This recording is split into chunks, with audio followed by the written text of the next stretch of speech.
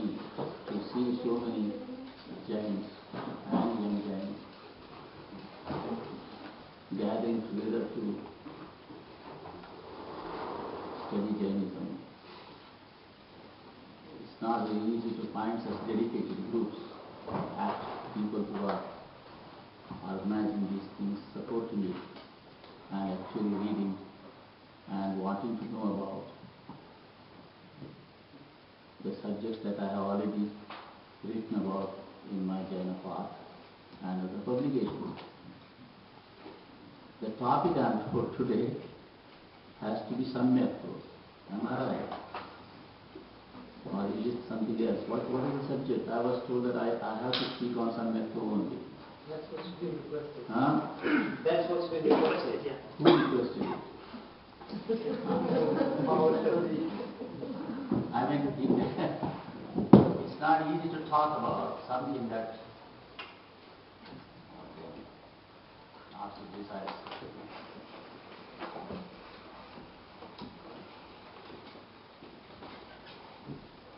sorry.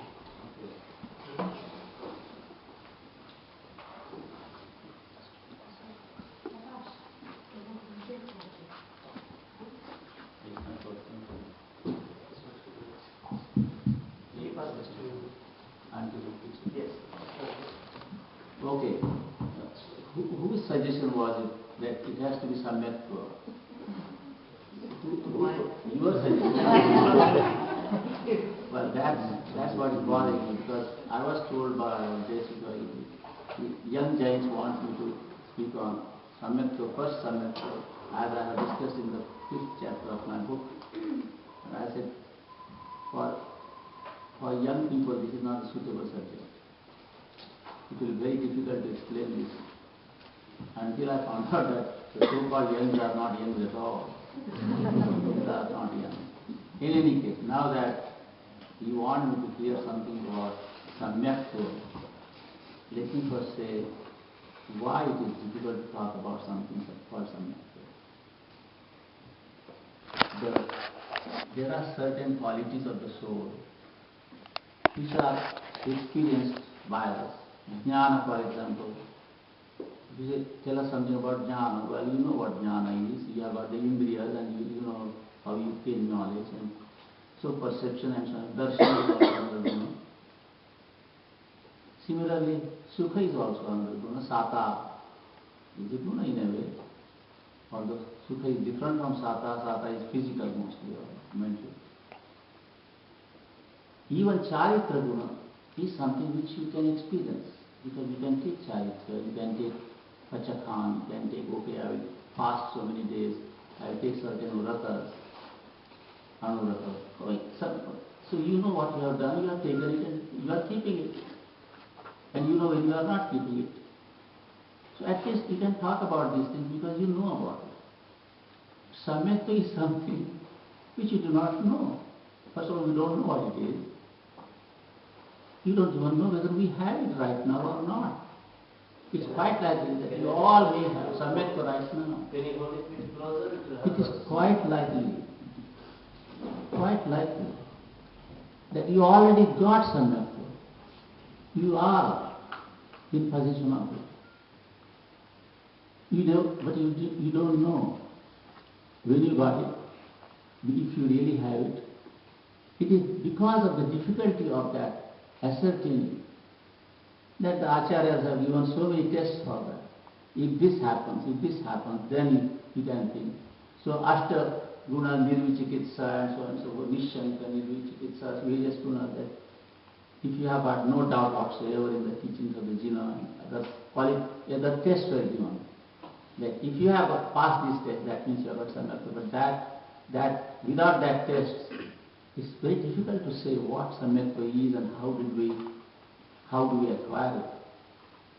So that is why I will hesitate very much to talk about this topic called Samyakto. But there are a couple of things we can start on. In order to attain Samyakto, there is a branch of a Mohaniya dharma called Darshana Mohaniya. It simply means a Samyak Darshana is deluded. Darshana Mohaniya basically means something that deludes. It's a perversion. It is something like milk becoming yogurt, let us say. It's something happened to it. You cannot revert back. But it is not something that in purity exists. It's something that exists in impure state. And that impure state can be removed by certain mechanism, by certain means. For example, this is a standard example given.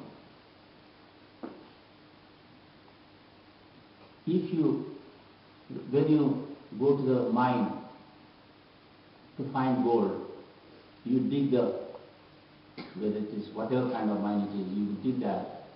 And when you find a nugget of gold, which is filled with dirt and which needs clearing, which needs totally made subjected to some chemicals by which that dirt can be removed. And having removed that dirt, gold becomes pure. And then it doesn't get impure again. Once having become pure, it doesn't get impure. Somewhat metaphorically speaking, the condition of Samyaktva is like that. The Samyaktva quality, inherent Samyaktva quality, has been from beginningless times, important thing, beginningless times. That's impossible to even imagine. What is beginningless time means what? How many lives we have gone through. There is no end to that. Ananta, Paryayas, and so on and so forth, Deva, Manusha and all that, you know that. From beginningless times, this particular quality has remained there in a way which has been gathering dust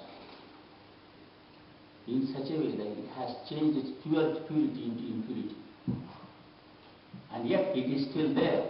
The gold has not ceased to be gold. Only it is not pure. And impure gold has no value.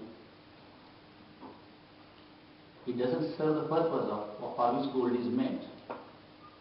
So the jivas are having this quality which needs to be having this particular quality which needs to be purified. That means three things are required now. It should be brought out of that place where it was gathering this dirt. You see, it is not the case that somebody took a lump of gold, pure gold, and put it in that mine, saying go rot there, and then it became impure. That's not the case. It is there from beginningless times, let us say, and it's not pure. It was never pure, but it can become pure. That having never been pure, becoming pure, that ability to be purified, for that we have a technical term, bhavyatva. Bhavya simply means capable of becoming. Bhava, to be. Bhavya means that which can happen. There is a possibility now for this gold, lump of gold, to be purified. Possibility only, mind you. In order to happen that, you have to bring it out of the dirt, out of the mine. That alone is not going to be enough. You have to apply certain chemicals, appropriate chemicals, to purify that thing. There is no guarantee that that will be done at all. It's brought and bring it here and the lump is sitting here, nothing happens now. So you need to have that thing also conditioned. So merely being Bhavya doesn't guarantee that you are going to get it. It's not destined that way. It has to happen. For that reason, you need some chemical products, cleansers, that which will remove it. And you need effort to remove it, agency to remove it, somebody to tell you how to do it. All of those things are there because this is something to be done in order to modify the situation. Modification is going to happen now. So, Samyak Vayi is really changing of that impure thing into pure thing. Through means of various, I am giving as simple an explanation. And what I am saying is not technically 100% true. Because there are so many steps in that. I am just skipping it to make it easy. So, in other words, being Bhavya alone doesn't guarantee that you are going to be pure. The word still will be sitting there until and unless something is done to remove that. The dirt is going to sit there. It's not going to be 20% or 20 karat gold. It's not even going to be 14. Nothing. It will sit there as it was. But slowly you may remove a little more, not 100%, but 50%, 60%, whatever it is. Gradual process of purification takes place. And when that's the reason I gave the title to the book, the Jaina Path of Purifications. So path of purification, it's not suddenly happened. It's not something that you brought out and bingo, it became this something. Or it's not, as some other religions will say, that really, truly speaking, the soul is not impure at all. This is the Vedantins will say, the soul is never, so some Vedantins will say, the soul is not impure at all. It is pure. But it has the appearance of impure. Now let me give you another illustration. By giving this another illustration, you will forget for a while what I was just now saying. How others see it, so others make it so easy. Vedantins, some Vedantins, Sankhya Vedantins, they will say that this soul is really pure, like crystal. Crystal, crystal has the quality of transparency. Is that the right word? Transparency. It shines through it. It can. So imagine a round ball or a ball of crystal ball. Shining quality it has got. Transparency it has got. But it is surrounded always by flowers of various kinds. Suppose it is surrounded by red kinds of flowers, it will look red. If it is blue color, it will look blue. Different colors, it will look blue. This is the way Vedantins will describe. That the Atman is truly speaking pure. It has never become impure. Like what? Like a crystal. It is surrounded by different colors and therefore it looks different color. When surrounded by red color, the crystal looks red. Surrounded by blue, it looks blue. Surrounded by different colors. And imagine now that this crystal is the soul, Atman. This Atman thinks, oh, I am blue now. Surrounded by external things. And sometimes he says, I am red, I am yellow, I am this, I am that. In fact, has he become yellow, or has he become red, or has he become anything? No, he has not become. And yet, in the state of ignorance, the soul identifies itself with the color that has adventitious to it, has not its own but come to it. It's a mistaken identity. You see the word? Mistaken identity. That I am red, I am this. So this particular way of looking has to be removed. Somebody has to tell this soul that look here, this is not your color. Because when the flowers are removed from you, then that is your real color. But then it has never seen its real color because from beginningless time it is surrounded by these things. So when the colors, the various flowers etc. are removed, you remain and then this is me, now this is my color. So someone has to tell this particular soul, and that is considered God, Ishvara. Ishvara is considered the only Purusha Vishesha, a special kind of a Purusha. Purusha means male, but it means man here, human. What kind of a special person? Who has never been bound. Means he is a crystal too. This is also a crystal. Only this crystal has never been free of mistaken identity. The God is someone who has never had this mistaken identity at all. Eternal, beginningless times, he is free as the soul, this soul is also free. What's the difference? That soul, free soul, knows he is free. This soul doesn't know it is free. This thinks I am bound. I am this, I am this, I am this, I am that. The moment it is removed, and God's words reach him, look here fellow, you are like me. You are also. In other words, samsara is for them. It is a state where you are free but you are not aware of your freedom.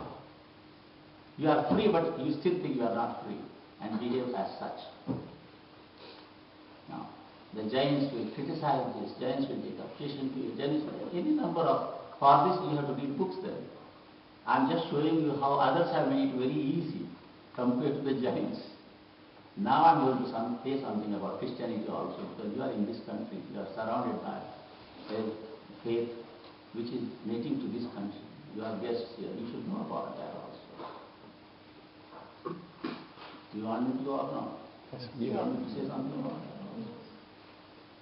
What is their idea of purity and all that kind of thing?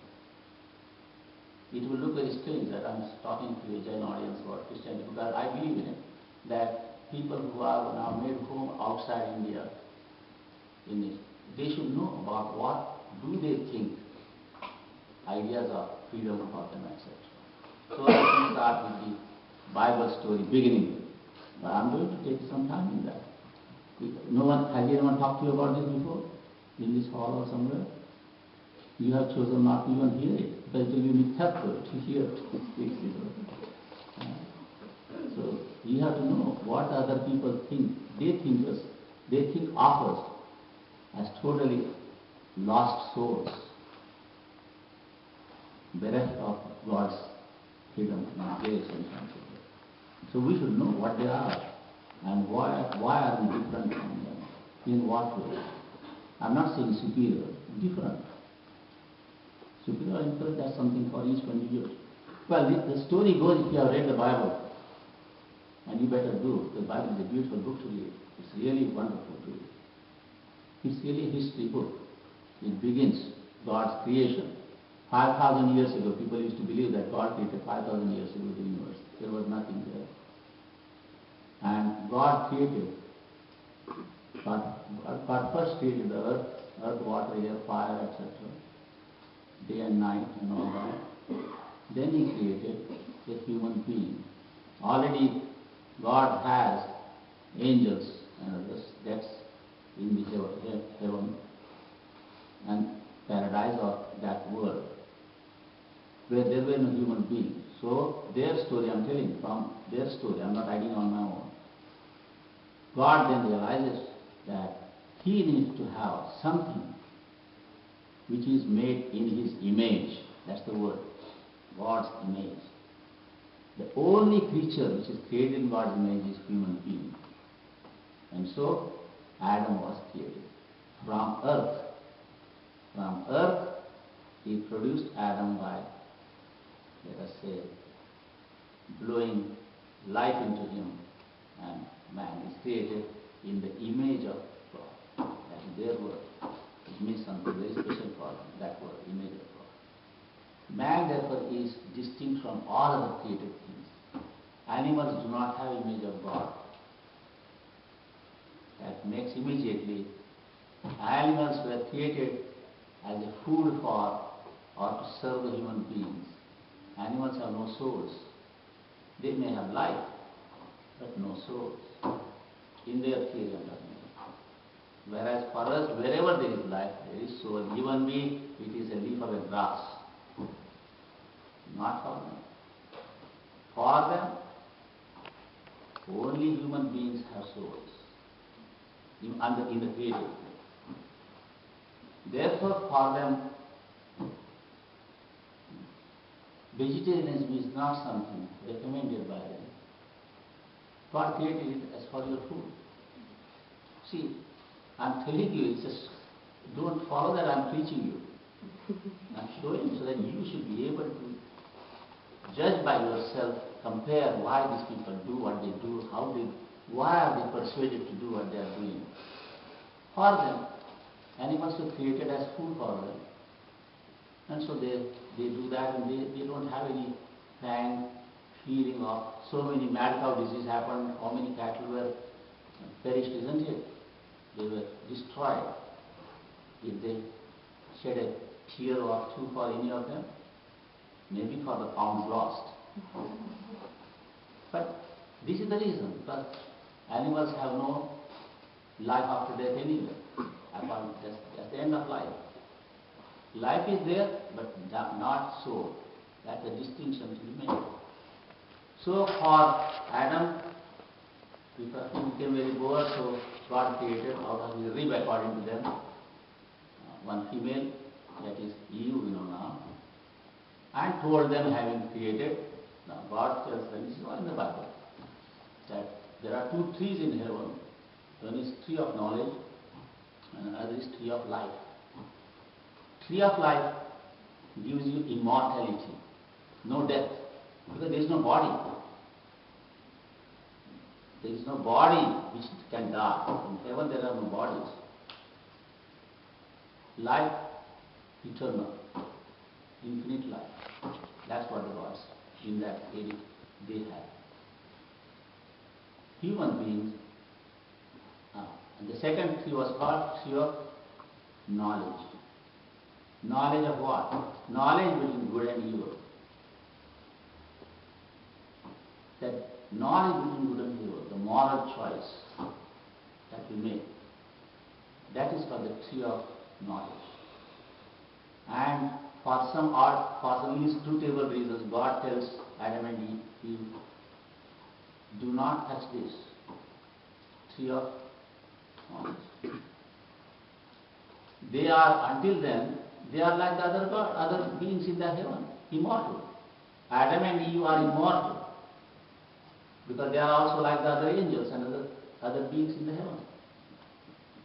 But this, when we say image of God, and that is where one of the fallen angels wants now to tempt the human beings, namely Adam and Eve.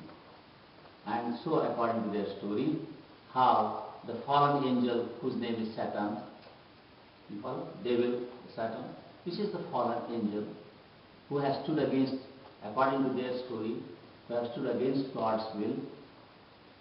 He begins to corrupt Eve, and you know how he offers an apple and eat this and that kind of things. All the paintings you can show that. But this Adam is tempted by Eve, and the moment the fruit of that knowledge, tree of knowledge, which is the apple shown, right? It's not really apple, but there it is. That's true. Apple is the biblical fruit there, that's all. It means some fruit of that fruit of knowledge, tree of knowledge, is offered by devil or Satan or the fallen angel to Eve, and Eve then offers it to whom? To Adam. From that Adam you get the Hindi word Admi in Urdu. So that's the word from Adam. And the moment that happens, now see now what happens now, moment that happens, according to the biblical story, all of a sudden, Adam and Eve become aware of their gender. they become aware that they are man and woman. That's the beginning of what we call kama, the desire, which is the word for moha. Moha includes that also, which is this particular awareness of nudity, which was not until then. All of a sudden, they begin to desire each other. This is the, in our technical terms, you could say raga, dvesha, ichha, kama, krodha, mana, maya, lobha. All of these are really, in the word kama, all of these are put together. And the moment that happens,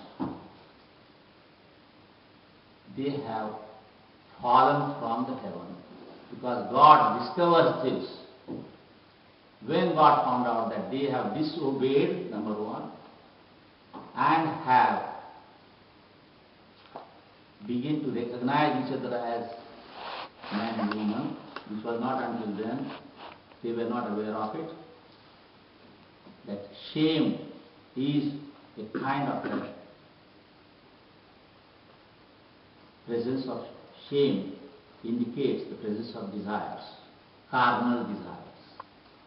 Karma is corporeal, something to his body.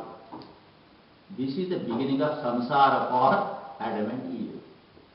God sets them out of paradise saying, you should leave this place now. This is not, you disobeyed me, and you should leave, and banish them out of paradise. That's called Paradise Lost, if you have heard the name. They are banished and sent to earth, and with a strict curse is a word probably we can use, saying that to Eve the curse is, since you tempted, etc., etc. Let me tell you, the Bible was written by men. So don't be so hard on me. I don't wish to be hard on you at all, but there it is. Eve will be subjected to suffer childbearing and blood bath, and she will remain constantly under the thumb of Adam, subject to his will. These are the words of the Bible. As for Adam, he will have to now no more pleasures of picking up a tree flower and eating and enjoying life.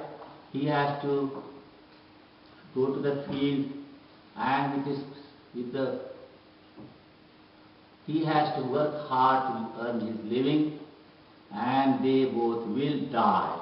Unlike the others in the paradise, death is their punishment.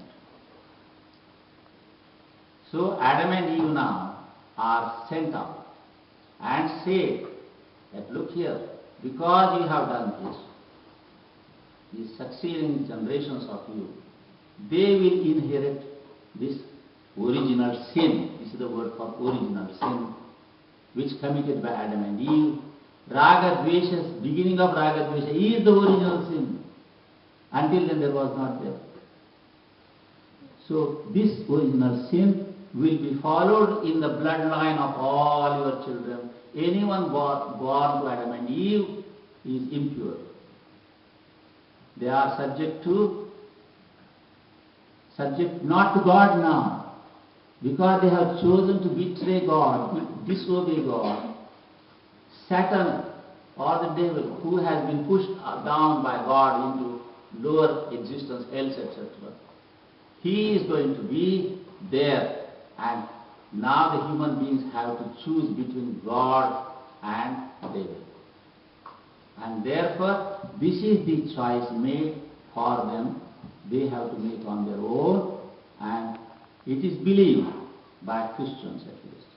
I'm not talking about the earlier things, because that is full of controversies. We don't go. But Christianism one is enough. How do you save these beings now? And their history doesn't go Anantakal. They are very moderate people, 5,000 years ago only. It's only now, after Eisenstein and all that, they have reviewed. Maybe it was much earlier, but certainly not Anadi. It has a beginning. It's a historical date. Anadi is not. So we have no dates to begin with. So then when this begins, Christianity begins, out of Moses' laws and all that, I will not go into the story. That you have heard, see this picture, 10 Commandments or whatnot, it's all there. The other story is that in order to, see, all the children born from, according to Christians, all the children born from that time until Moses appears, and Judaism so established, etc. And up to that time, all the people who died have gone to be ruled by Satan, the devil in the hell. They went to hell, all of them. Even after Judaism started, only those who stick to the very strict laws, and this applies only to those who are born to them. A Jew is whose mother is Jew, not a father. Mother must be Jew, otherwise you are not. That kind of strict, even to this day, it is there. Therefore you cannot become one, you have to be born one. And so even there, it's not, if you follow certain rules, etc. But when comes the time, this is coming up immediately to Christianity here, that new theology developed. That in order to save these human beings who have now all over the world, who have been now subject to Satan, because they have no guidance proper, they are doing the bidding of Satan. They are committing theft, they are committing killing, they are committing this, all of this. How are we going to save them? Therefore, you need to have, if you listen carefully, a new Adam. A new Adam means what? One who is not born through the blood of original Adam. If you are also, everyone is tainted by the original sin, right? So there is no possibility of your escaping that. Original sin was committed because of the Satan. You are subject to his will. You needed a new Adam, and that new Adam therefore has to be somebody who is not born of the original sin. You needed therefore a virgin mother who has not been tainted by carnal love. Does it make sense to you? That is why, although it goes all against your scientific or whatever you want to call, Virgin Mother is an unknown quantity. And yet it is believed because it logic demands, otherwise who can save you? You need it. God is the creator. God is the father. But God still needs a woman for production. But the seed is not Adam's seed. Therefore, Jesus is claimed to be the Son of God, born of no carnal connection whatsoever. So you have got now a person who is pure. You follow? According to them. And he remains pure according to them. He doesn't marry, he has no children, he doesn't have further progenies. And through him now, by catching hold of the new Adam, by grafting yourself to Adam, new Adam, you are going to purify your, I am coming this to purification word. You say I started the purification of the gold, mind. Now here it is purification. Christianity is basically obeying the church laws in such a way that you graft yourself to Jesus. How do you do that? First thing you claim therefore, the first ritual, sacrament it is called. Sacrament, sacral means pure. First sacrament for is the moment the baby is born. God claims it, lest it fall into the hands of Satan. That is called baptism. In the name of God. You've seen baptism taking place? The child is touched with the cross in the name of God and the Holy Ghost. That's the Spirit of God. In the name of Jesus, this baby. That's the first sacrament. That is now that purity begins there. Sacrament, that sacrament means it is now under the protection of some other agency through whom you will be purified.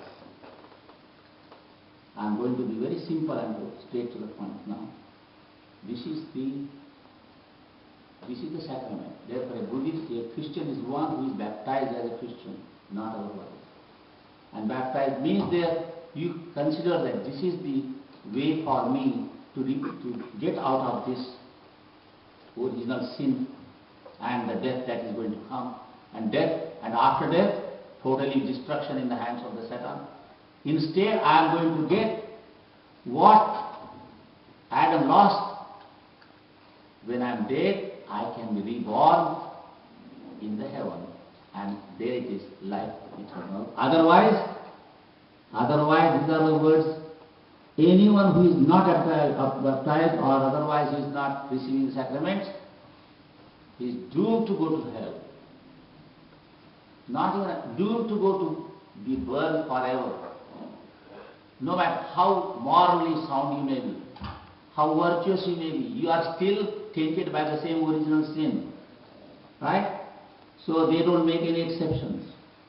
Not even Mahatma Gandhi. Maybe saintly person, yes, he should go to heaven. Probably he is the only one who deserves. And yet, sorry, the rule demands that you are still touched by the original sin. This is what they say. I'm not mimicry here. I'm just telling you the truth here, according to them. Now, having thus claimed, there are many sacraments which you keep the rules, you obey the laws, this and that both, and finally, the most important thing that Christianity introduced, which was not before at least, to my knowledge, is that you have known the life of Jesus Christ house under the Roman Empire when the Romans were ruling Israel, that part there, Jerusalem, how he, being Son of God now, he claims that status. And the Jewish people were totally against it. It was blasphemous for any human being to say, I am Son of God, for they could not accept it. God is single, indivisible, monotheistic, one God, nothing. And here is somebody claiming, saying, I am. That is the main difference between, he is a Jew born, but he is separated from that. But number two is that when Romans were determined to capture him because he was claiming royalty of it, God's royalty that is, but the Romans wanted to establish their own Roman kings as gods in the temples. And so, because of great following that Jesus was drawing because of his great preaching, you know, his Sermon on the Mount is like ahimsa preaching. Sermon on the Mount, if somebody hits you on this cheek, turn the other cheek kind of thing. Another thing, if you have got two jackets and give the one to one, keep one and give the other one to one. If somebody asks, that also you give. So all these are extremely pure sermons. And yet it's claimed, and this is some part which for us, you should think it over. How a culture can produce a kind of practice which is not agreeable with our tastes. Have you seen the picture of, painted many times, the Last Supper, where Jesus is surrounded by 10 disciples, Paul, Peter and others. They are all Last Supper. And at that time, Jesus breaks bread and literally breaks bread and said, eat this is my flesh. And wine, which is blessed wine, he pours and said, drink this is my blood. These are the original words given to us in the name of Christ by his apostles. John and others. And it is the sacrament. After his death, this has remained. So when you go to a Catholic church or even a Church of England, a special bread is made, which is then at the time of Mass, if you have attended any, it is raised up here like that, because to receive the blessings of the Holy, they use the word Holy Ghost for Spirit, Holy Spirit of God, blessings on that, blessings in that particular bread which is made, it is blessed, it turns it suddenly transmutes into real flesh. Of course it doesn't, but they believe it, according to Christ. And the wine turns into, that wine, same one raised high in the ritual, that becomes the blood of Jesus. And then after the Mass is said, people line up and they are given a piece of bread from that holy bread, which is ingested by you, by the person. It's put inside it is given to you. That is ingestion, that is participating in the blood and the flesh of Jesus Christ. This is the purity of, takes away the original sin 100% now. That's why you have to do it every Sunday.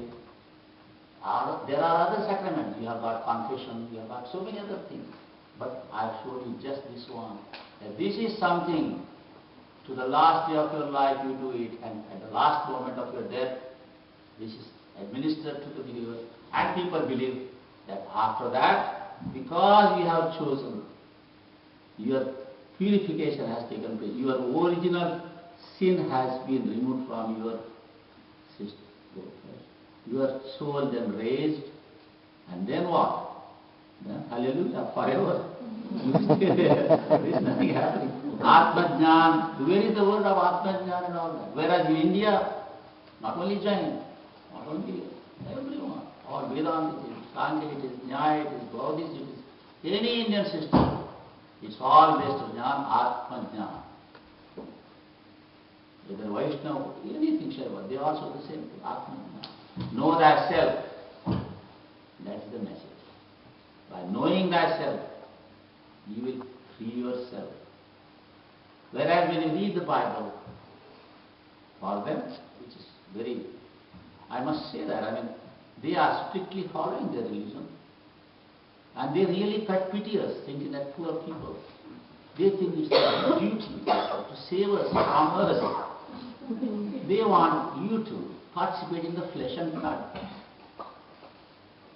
of the one who is God for them. They really think that if you die without becoming Christian, you are going to go to, you know where? And you will rot there, die there and burn there forever.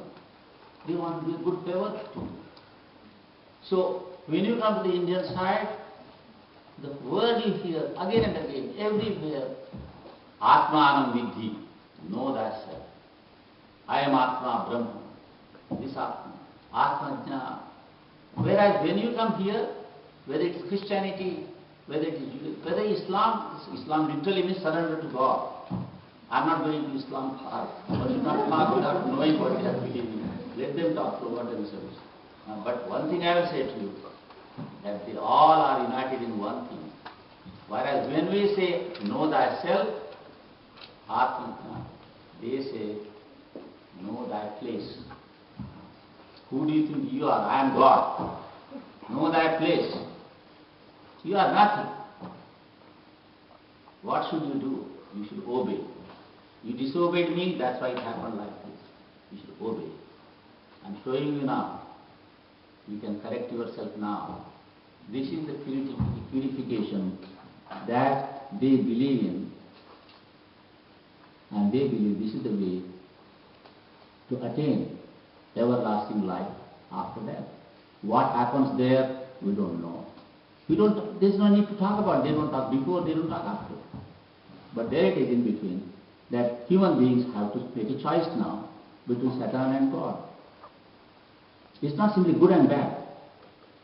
It's not simply killing, not killing. If it were that one, then Mahatma Gandhi would be the foremost, wonderful, great Christian. And he should be entitled to their heaven. No, it's not. It is gate of heaven is Jesus Christ, according to them. They say that. There is no other gate available. This is the only way. This is called ekanta. Now, ponder over it. If this is the path of purification for them, namely sacraments, that are the baptism at the birth, and regularly Mass where the Holy Spirit is ingested, etc., etc. There are many good things, many virtuous things happening. They have done so many good things too. So this gives you, I chose to talk about this, I tell you why. That you may be living here for generations and will never know all of this.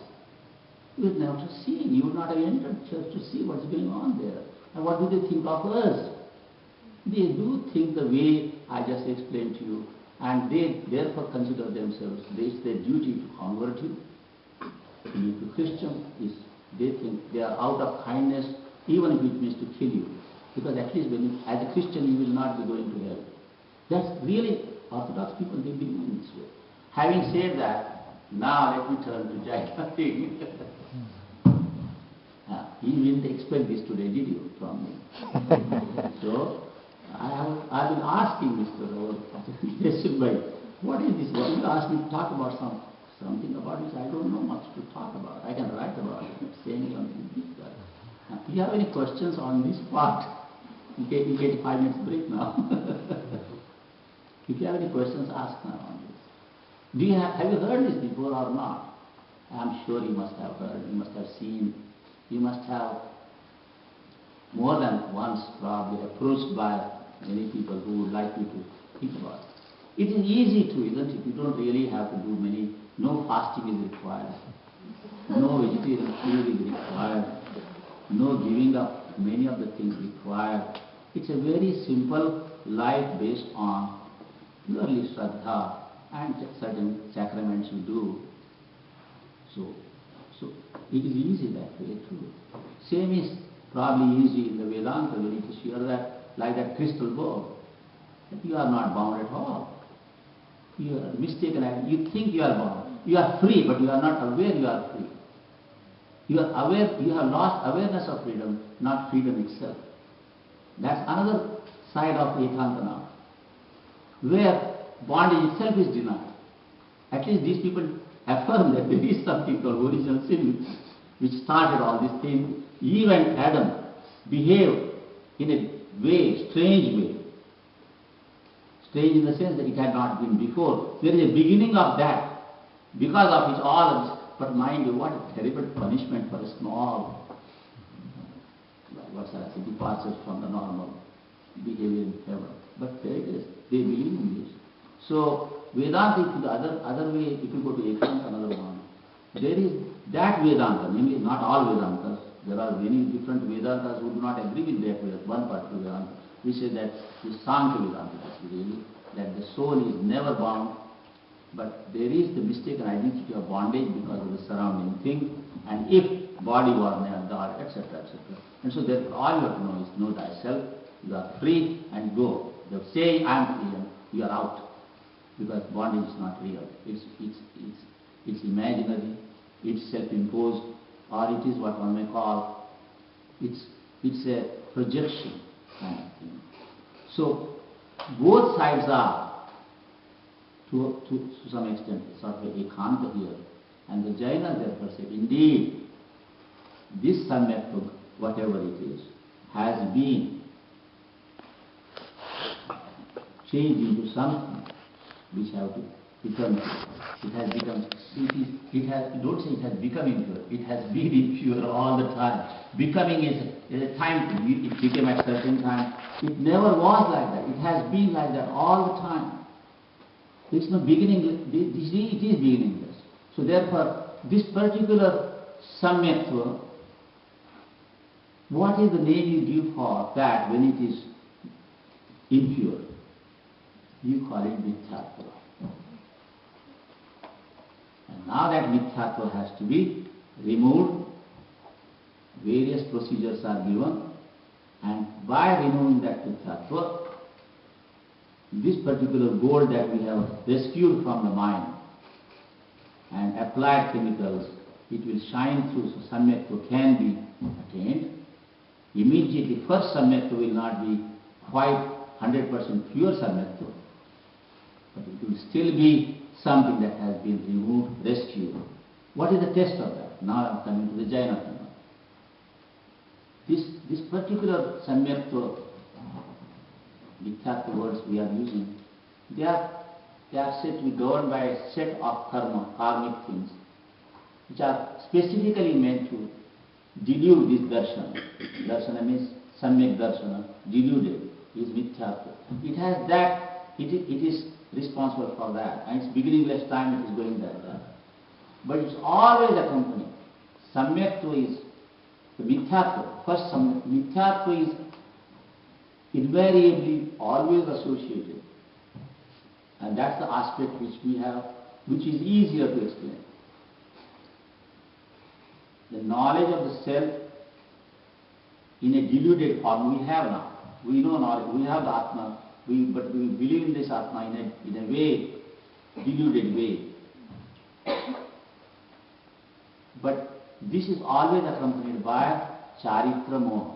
See the word darshana and charitra, they are the two branches of the same mohaniya karma. Charitra moha is the presence of extremely tenacious, difficult to eradicate, but eternally present there from beginningless times, and they have got therefore words, appropriate words. Anantanubandhi, skrodhamana maya lobha kashaya. Ananta means beginningless, anta means simply end. Anadi and ananta, meaning this anadi, ananta. Krodhamana maya lobha. This is the most severest form of it. Anantan anubandha means to follow. Anubandha means to pursue. That has been with us. This anantanubandhi krodhamana maya lobha has been present in us from beginningless times. And this anantanubandhi has qualitative differences. So, anantanubandhi is compared, so we have these regular examples are given. That for example, when you beat water with a stick, that mark will be there only for a minute and second and it's gone. Similarly, if you have, well, some people, you must have seen in the school yards, Jack loves Jill, arrow on the tree bark. The common curiosity, we see that. How long does it last? Well, it's not supposed to last forever anyway. It lasts until the bark goes off, it's finished. But the same thing if you take a chisel and carve, it will last longer. These are the examples. So, krodha, mana, maya, lobha, which we experience in our life daily right now too. All these four things are at one and the same time active. It's not that one after another. They are acting together, they come into rise, and so they have the varieties of these. So you can decide, you can find out now by examining yourself what kind of krodha, mana, maya, lobha we are experiencing, etc. So Jains have made a rule that as long as there is a presence of this anantanubandhi quality of the krodha, mana, maya, lobha, samyak darshana cannot be attained. This samyaktva quality demands that the minimum samyaktva, minimum in the sense of it is still a long way to go before the 100% purification, but at least the beginning, coming out of that thing, must have anantanubandhi, four kashayas, krodha, mana, maya, lobha, varieties of each one is so many discussed. These and the mithyatva, first, they are always together. So when one goes, then the both must go together. So you must obtain some element of charitra there. Therefore, Shastra says, don't wait for darshan to happen. You will never know it. It has already happened. You are not aware of it. Or it may happen. But take charitra now. Taking charitra is something voluntarily you can do. If you take that, okay, I am giving up this, krodhamana, maya, lobha. And the moment you give up that, then various ahimsa, anurata, etc., this will start. So, technically speaking, you begin to take anurata only when you have got rid of anantanubandhi. Because with anantanubandhi gone, mithyatva gone, then you are in the fourth gunasthana of samyaktu, samyak darshan. Then you take fifth gunasthana anuratas. So taking anuratas means you have already overcome, technically speaking, you have already overcome the krodhamana, maya, lobha associated with anantanubandhi, associated with mithyatva, etc. So one could say therefore that the purification of the view about the knowledge of the self is always accompanied by purification of one's own states of anger, states of deceitfulness, states of greed, and so on and so forth. So this is something, for this reason, the anuratas are administered without waiting for you to say 100%, yes, I have got samyak darsana. Therefore, ordinary definitions are given. Deva Shastra Guru, if you pick up the right Guru, if you read the right Shastra, if you say, okay, this is the, I will not worship any gods who have got who have got arms in their hands like the Indian gods have, or something, Mithya Guru. So you make a simple definition that you have chosen the Deva Shastra Guru proper. So Ahimsaka Deva. The Shastra which does not speak of Himsa, but Ahimsa only. And Guru who is aparigraha, no parigraha, and no samsara, no worldly life, etc. So Deva Shastra Guru is properly have taken, and then it is enough for our purpose to give you this charitra, panchabhuti, anuratas. So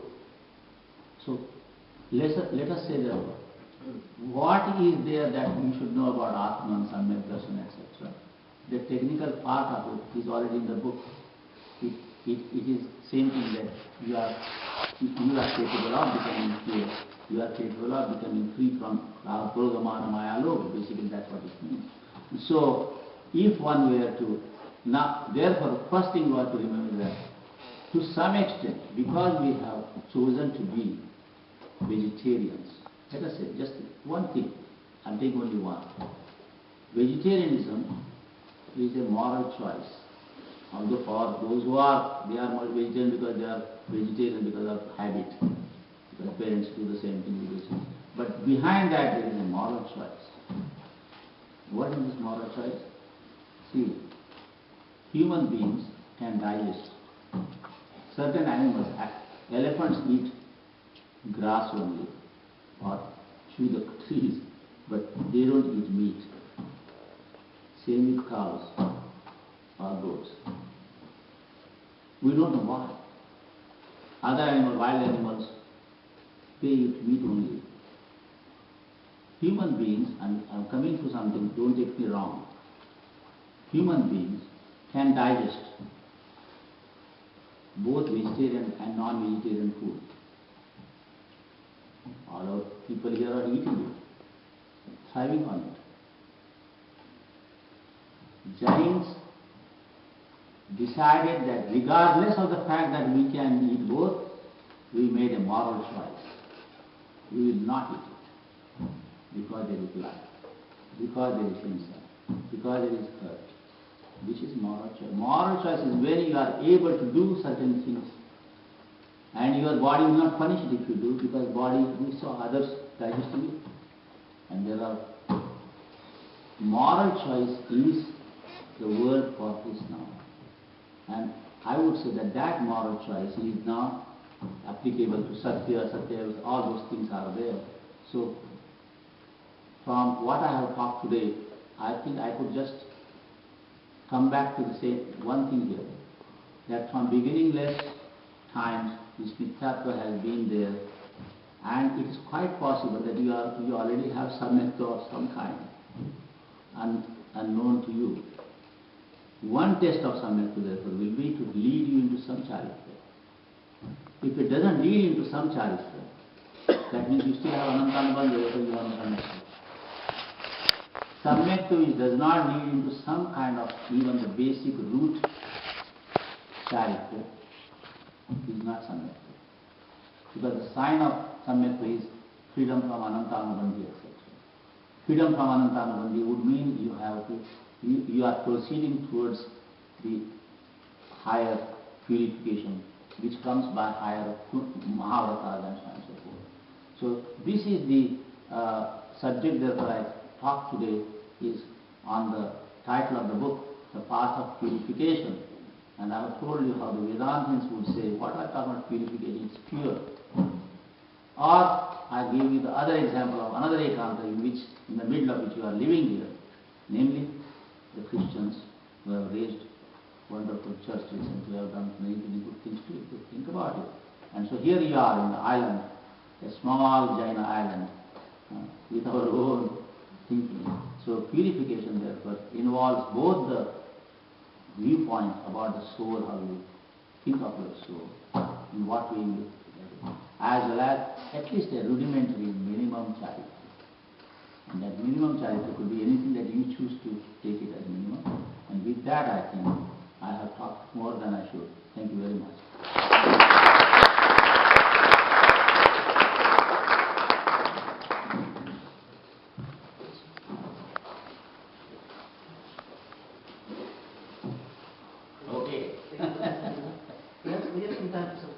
Sure, yeah, I'll be happy to, as long as one person. Yeah. So if anybody has any questions, please put your hands up. Don't think any hand is Looks like to answer all that. No hands coming up. No hands coming up. Everyone is satisfied. Yeah. Okay. Yes, please. Rajiv first.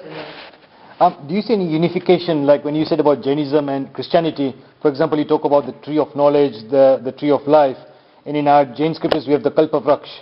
Do you see there's any kind of unifications or commonality between the two faiths? Kalparukshas are not tree of knowledge or tree of life. Kalparukshas are, imagine certain Bhoga Bhumi, that's the word for that, where you do not do anything to kill, etc. Automatically the flowers, etc. You don't eat there much. You eat maybe one nibu.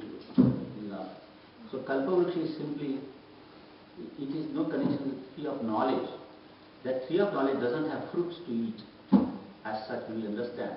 It's a metaphorical way of saying that, but the Kalpavruksha are like saying that we don't have dates here in this country, it grows in the desert.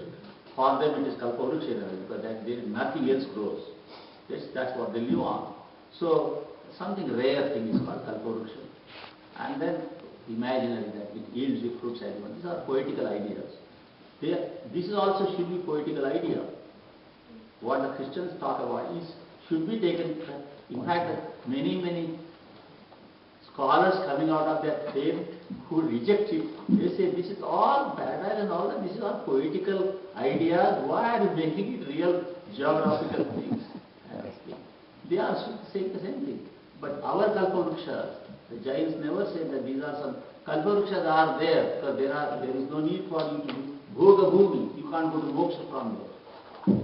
Bhoga Bhumis are for your excess punya something. You are born there. It's realistic. It's not a helpful thing at all. So even animals can be born there. Those who cannot make heaven, it's a minimum thing given to them kind of thing. So Kalpavruksha and Bhoga, these two trees of knowledge, etc., there's no comparison between them. Okay, what's the next one? You talk about Shraddha and could you sort of tell us in terms of the definition of Shraddha and how it sort of relates to purification? But Shraddha, again, Shraddha, we reduce with Deva Guru Shastra. So these are Vyavahar. This is Vyavahar means for day to day. The real Shraddha is Tattvartha Shraddhana. Tattvartha Shraddhana. Now, didn't say Mahavir Bhagavan Shraddha. They didn't say that. Tattva Sutrama, Tattvartha Saddhanam Samyak Darshanam. And then next sutra says Tattvartha. What are the Tattvas? Jiva, Ajiva, Jiva Putra, Asrava, how the karma is joined, Bandha, bondage, stopping it, removing it, and freedom. These are the Sapta Tattvas, and anyone who understands this knows them, how the karmas come and how they can be removed. So Shraddhana in this say, a firm means what? Undiluted, without any doubt. If you have doubt on this, whether Asrava is right or not, again you missed something there, because without Asrava there can be no Bandha. And without Samvara and Nirjara there can be no Moksha also. So this Shraddha simply means that this is something well said, and this I accept as realities. I believe it, that there is indeed. So Jnana Avarana Karma comes and blocks our knowledge. While knowledge inside simply blocks, it's like a drape. The mirror cannot reflect if there is a drape in front of it. Correct? So this is what he said, that you have certain karma which flows like dust on a mirror. And this dust performs the action of covering. So knowledge is the quality on which this dust of karmic dust has come, which has the function of covering. And because of that, we are ignorant of certain things. Whereas new karma comes, there are 8 different karmas, new karma comes and it sits right there on the same old ones. You can't say when did it begin, because there is no when. It has always been like that. So the Jnana karma comes and touches to the original ground where it is, and it sits there. It's almost like medicine. When you take medicine, aspirin or whatever, you have got headache. The medicine goes there and it has a receptor there, so to say someone exactly fits it right there. It goes and cures your headache. Something like that. The karmas are material things coming in, and they go attracted where their kinds are, and the Jnana goes to the old Jnana fixes there, Vedana goes to the old Vedana, and they just keep on. The old one falls, the new one is there, it goes on and on. Beginningless process is going on, and therefore the karma, see, the karma and jiva, we use the word 2 words. They are together, like the dirt and the gold. You cannot separate them in that state. It's only by removing them, by removing this. You see, karma can never succeed as soul can succeed. Because the Jainas have a theory that the Atma Pradesha, the space points of the soul, are all invaded by this karma. There is not a single, there is only a small area of the soul's Pradesha which is untouched by karma. This is the called Sada Udghatita. This is one area which is not invaded by the karma. To that extent, this is the guarantee that you can go on bringing it larger, so to say. So Nitya Udghatita Jnana, the name, technical name for this is Nitya Udghatita Atma. This is the one place which karma has not reached, can never reach, will not reach. It's a given. The beginning less Nitya Udghatita. That portion can be enlarged, etc. I'm just example-wise giving. So one has to find the means of the belief. The Shraddha was your question.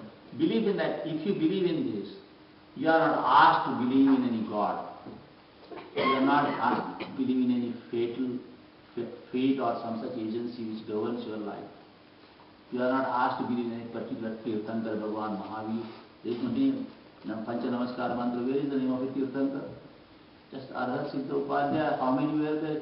Begin Anadikal to this day. Must be infinite number. So our Tirthankaras are infinite, just as we are also infinite lives we have gone through. So beginningless time to this. These are the only things. You are not asked to have any personal guru. You are not asked to worship any particular Tirthankara. You are not asked to give any historical, any background, but if you do this only, then it will happen. No, it's not. It is the only gate of knowledge or gate of freedom, as Krishna said. No. If you believe in these, Jiva, Ajiva, Astra, Bandha, Samvara, Nirjara and Moksha, that's all there is required. So Shraddha should be taken in the sense of not believing in anything else. That is, believing in this only. If you add the word only, that is Shraddha. Because if you say this plus something, yes, Jiva, Ajiva, Astra, Bandha, Samvara, Nirjara, Moksha is there, but you know, I cannot do Samvara. That maybe my Guru will help me. My Guru will help me to fend off, not Guru Kripa. In the Vaishnavas they say that. Krishna says in the Gita, Bhagavan Krishna says to Arjuna, Aham tva sarva papebhyo mochishyami. I will save you from all papa, sinful activities of killing people in the air. Aham, me, tvam, you, sarva papebhyo mochishyami. I will release you. Ma shuchaha, don't grieve. Did our Tirthankara ever say such a thing? He can't. So if you have to say, yes, I believe, Jiva, Jiva, Asra, Bandha, Samvara, Nirjara, but plus someone who helps me to do that somewhere by saying, okay, I will help you.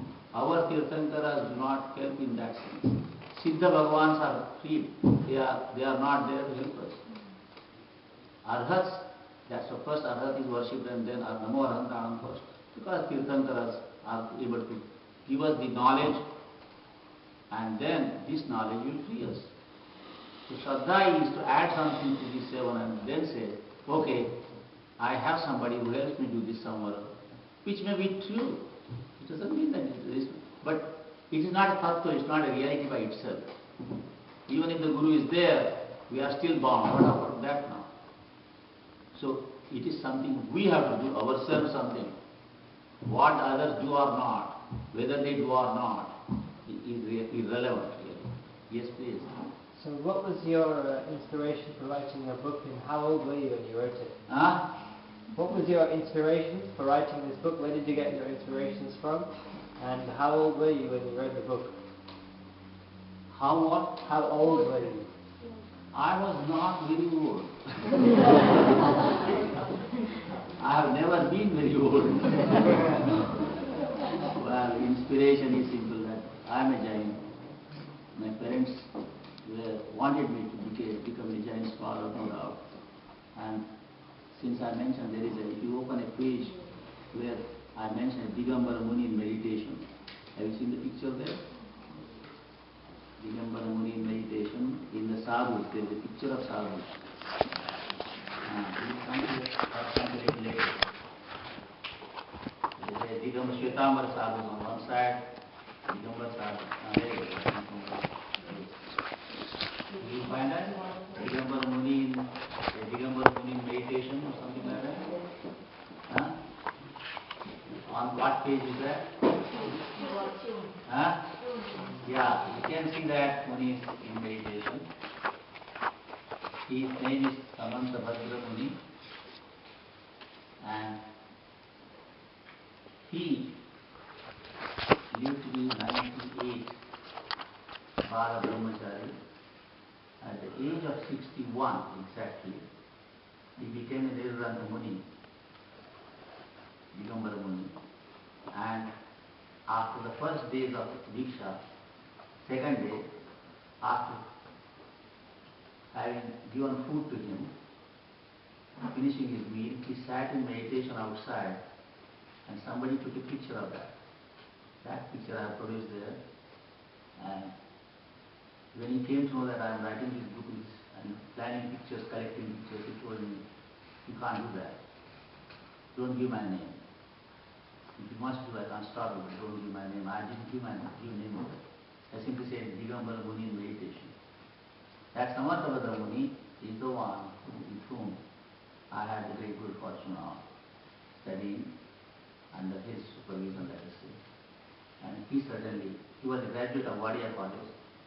He was a Gujarati, but not from Gujarat now. They migrated from Abu Sirohi area around 250, 300 years ago. He belonged to that family which probably some people have known by the name of Walchan Hirachan group, premier automobile groups and all those four brothers there, Walchan Hirachan, very industrious people. And they migrated from Abu Sirohi, that family, and migrated towards all the way towards Halton, Kolhapur, that area. They settled down there, and then he became, since I got a good opportunity to tell something about, he went to Wadia College. He was in college, but he was drawn into national in 1915, around that time.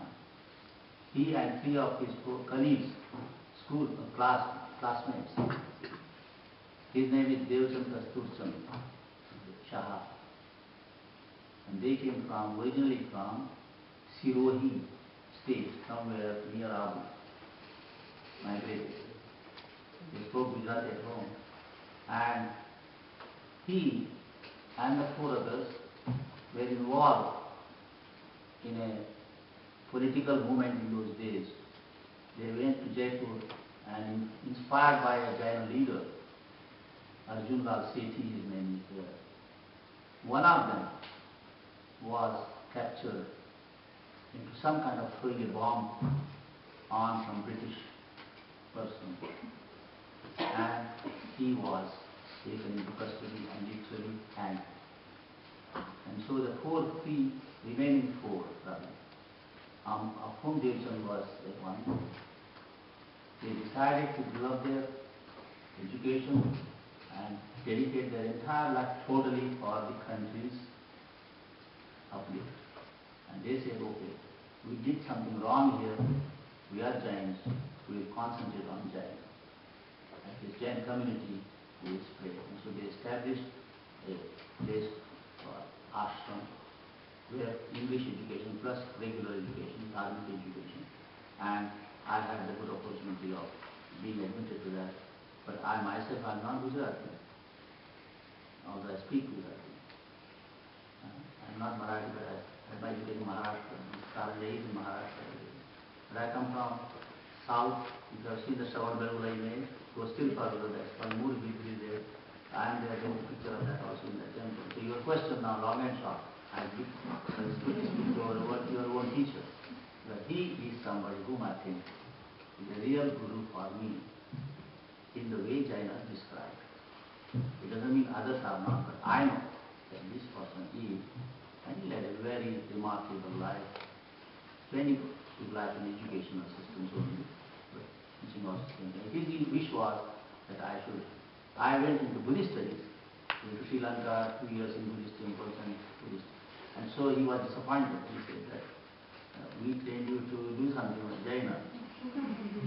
My parents also wanted me to do Jaina. And so I had that in my mind that I should someday work on that. But as I started teaching Buddhism, more or less right from I was employed here at the SOS for 8-10 years. So at that time I was saying that this whole thing is so similar to the Prakrit language and the Bhagavati Sutra and others.